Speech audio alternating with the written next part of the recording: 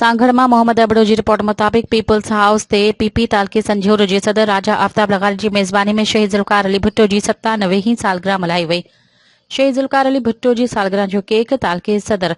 राजा आफ्ताब लगारी, आसिफ अली रिंद, राणा हाजी अनवर राजपूत, हाजी सादिक लगारी, UC chairman साईं बख्श लगारी, नवाब Khan Babbar, Sikandar लगारी, Saeed Khan लगारी,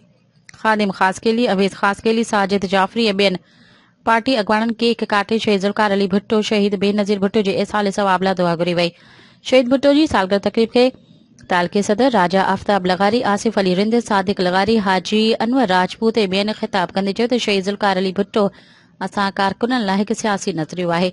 PP हिन वक़्तु शहीदनि जे नज़रिए तहत अवाम जी ख़िदमत करे रही आहे ऐं अवामी ताक़त सां मुल्क जो ईंदड़ वज़ीर आज़म बिलावल भुट्टो ज़रदारी खे कराईंदासीं। शहीद ज़ुल्फ़िकार भुट्टो जी सालगिरह तकरीब में अली गुल रिंद, शमसुद्दीन लगारी, गुलशेर खासकेली, हुब्बहाल बुगटी, भाई खान लगारी, फरमान लगारी, गुलठार लगारी, सिद्दीक़ लगारी समेत अगवाणनि ऐं कारकुननि शिरकत कई।